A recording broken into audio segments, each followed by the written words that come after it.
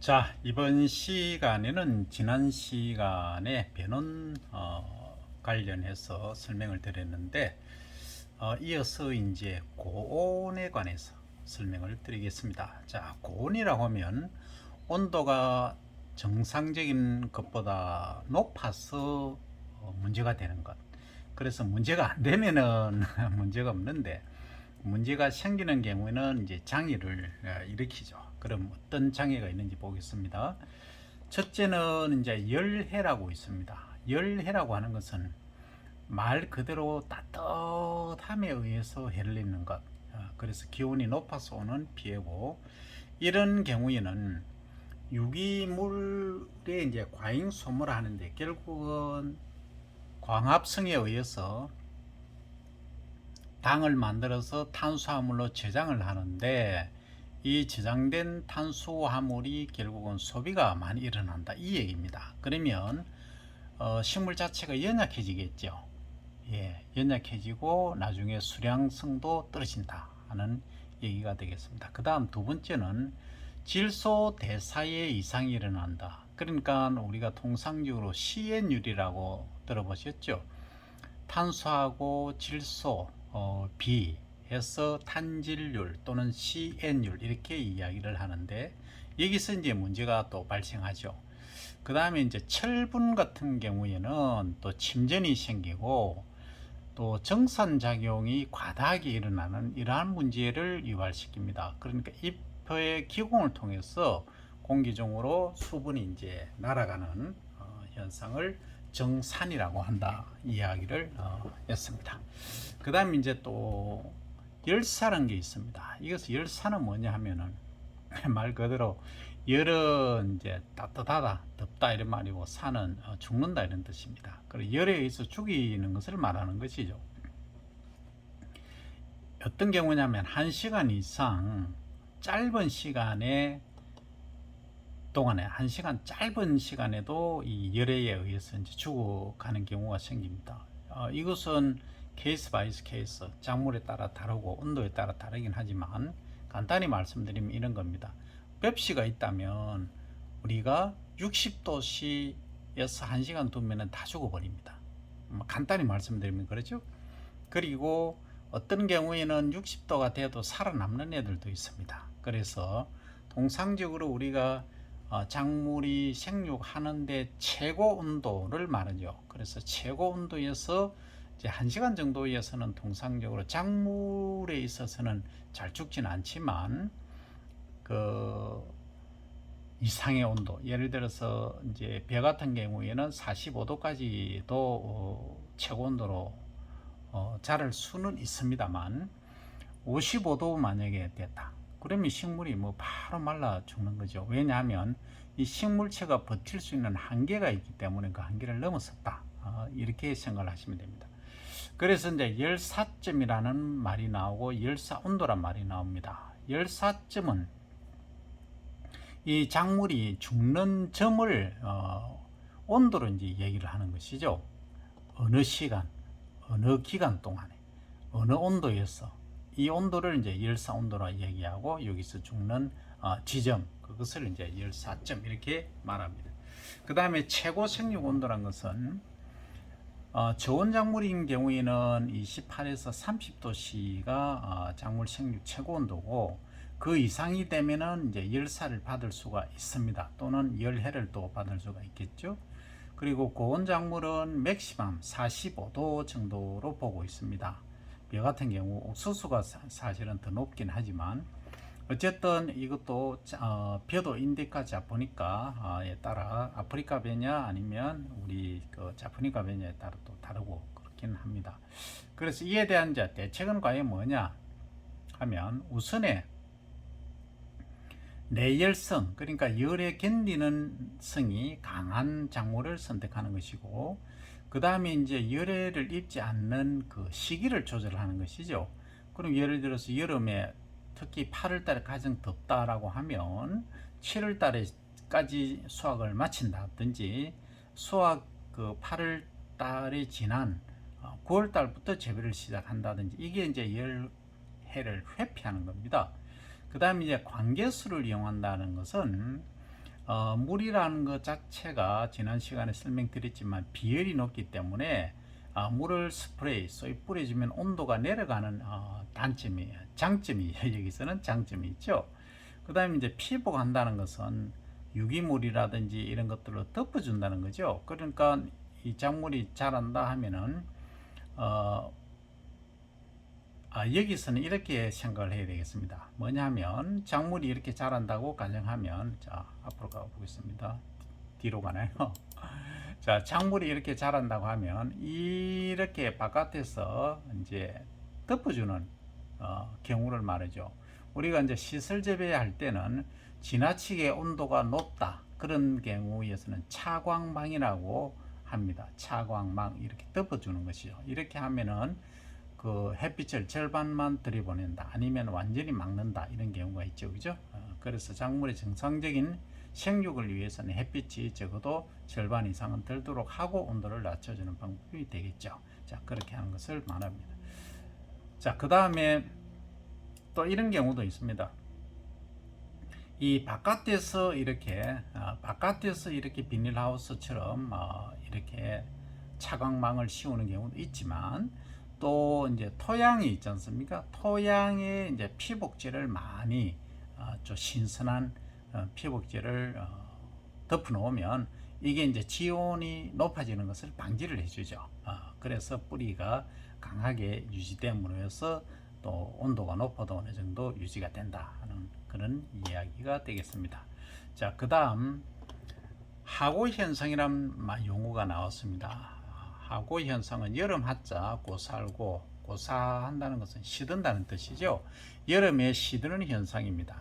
이것은 뭐냐면 우리나라를 예를 들면 우리가 여름철에 지나치게 온도가 높고 또 어떻습니까? 습도가 높죠. 비가 많이 오죠. 그래서 이런 경우에 이제 밀을 예를 들면 밀의 정상적인 숙기, 그러니까 수확식 익는 시기는 6월 하순입니다.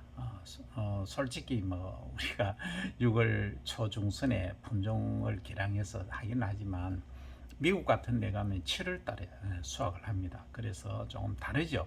그러면 우리 밀하고 미국 밀하고 비교해 보면 미국 밀이 훨씬 이제 백립중 또는 천립중이라고 하죠. 천알의 무게가 많이 나갑니다. 한 알의 무게가 많다는 얘기죠. 그 말은 여름 기간에 이게 미국에 이렇게 밀 재배단지 가보면은 비가 거의 안 옵니다. 비가 거의 안 오니까 어떻습니까? 그러니까 온도는 높습니다. 온도는 높은데 대단지의 작물을 재배하다 보니까 이게 햇빛에 어느 정도 이제 그 높은 온도에 자라긴 하지만은 이 전체적으로 정산 활동이라든지 또는 작물의 뿌리가 강하게 이제 뭐라고 해야 되나요? 강하게 스트롱하게 작용하기 때문에 그렇게 우리처럼 이렇게 그 여름에 마르는 증상은 없다는 거죠. 그럼 마르는 증상은 뭐냐는 거죠.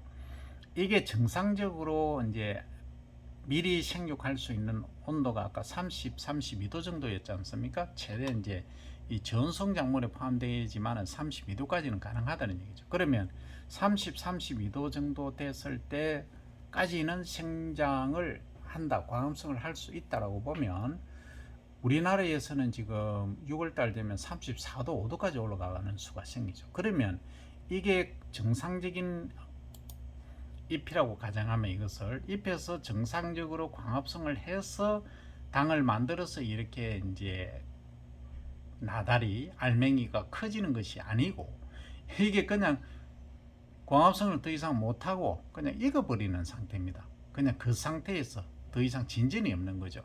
그걸 이제 일명 하고 현상 이렇게 이야기를 하는 겁니다. 그래서 요 이제 용어는 정확하게 개념을 잡고 가시면 되겠습니다. 그 다음에 이제 이 북방의 목초란 것은 뭐냐면 찰 한자를 써서 한지형 목초 이렇게 말합니다. 통상적으로 목초 중에 이제 짠디류가 많은데 이런 것들은 이제 차가운 데서 추위에는 강하나 더위에는 약하다는 거죠. 그래서 이제 우리가 쉽게 볼 수 있는 것은 짠디, 특히 골프장 같은데 이런 목초를 재배를 하면 그러니까 한지형 짠디를 심어 놓으면 여름에 스프링쿨러 돌리다가 세월 다 갑니다. 그 정도로 이제 스프링쿨러는 물을 공급하는 것이죠. 그 이유는 온도를 낮추기 위함입니다. 그래서 온도 낮추다가 볼일 다 본다는 얘기입니다. 그 정도로 이렇게 한지형은 좀 약하다, 더위에 약하다 이런 말이죠. 그 다음 티머시라든지 블루그라스, 그 다음 레드클로버 이런 애들이 피해가 특히 심하다. 그건 다 뭡니까? 이 사료작물에 포함이 되죠. 그 다음에 오차드 그라스, 라이 그라스 이런 애들, 화이트 클로버, 그러니까 클로버 빼고는 다 뭡니까? 이게 목초이긴 하지만 전부 짠디로도 사용할 수 있는 것들입니다. 그죠? 자, 그래서 이런 경우에는 티머시 블루그라스, 레드클로버 같은 경우에는 한지형 이제 목초에 포함되고, 오차드 그라스나 라이 그라스, 그 다음에 화이트 클로버 이런 애들은 피해가 적다. 왜? 얘들은 난지형 목초입니다. 난지형이란 건 따뜻할 난자, 따뜻한데 잘 자라는 거기 때문에 피해가 적다, 하고 현상이 적다 이겁니다.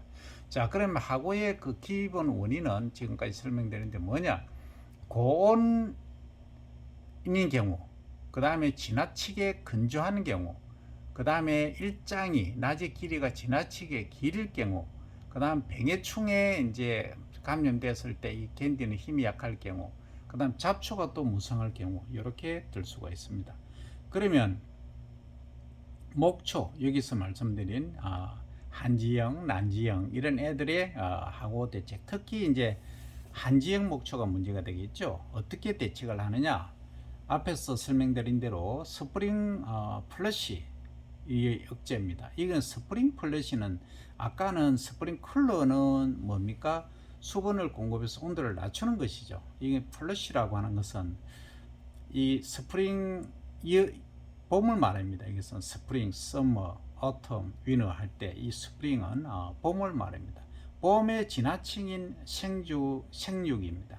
이 봄에 지나친 생육을 하게 되면은 하구 현상이 온다. 그래서 지나치게 급속하게 질소 비료나 칼리 비료 이런 것들을 많이 줘서 생장을 많이 하면 문제가 된다. 그래서 이게 초기에 봄에 월동 작물 같은 경우에는 초기에 봄에 비료를 많이 주는 것을 억제하라 이 얘기입니다. 그래서 봄철 생육이 왕성하고 생산량에 집중하는 이런 문제를 억제를 하라 하는 얘기죠. 그러면 관계는 뭐냐?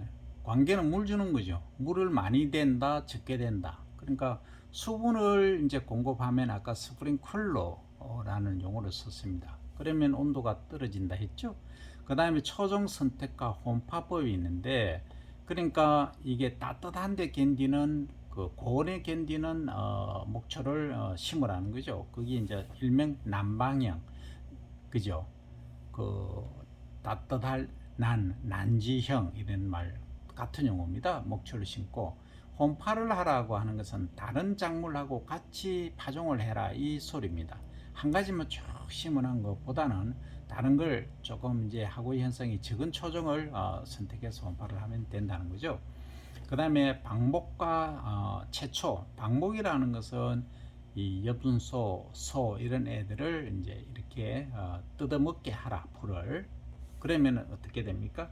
지나치게 잎이 무성해서 스트레스 받는 것을 방지를 할 수 있다, 그죠? 그 다음에 채초는 이제 베는 것이죠, 자르는 것. 그래서 이제 특히 이 방목을 할 때는 언제 야간에 방목을 하는 것이 좋다. 그 다음에 채초하는 것은 뭡니까? 요것은 베는 것. 그러니까 벤다고 하는 것은 이제 요즘은 모우라는 게 있지 않습니까? 모. 그러니까 짠디 까는 기계 이런 것들을 활용하시면 되겠다 하는 겁니다. 그래서 간단히 이번 시간에는 열해와 하구 현상에 관해서 설명을 드렸습니다.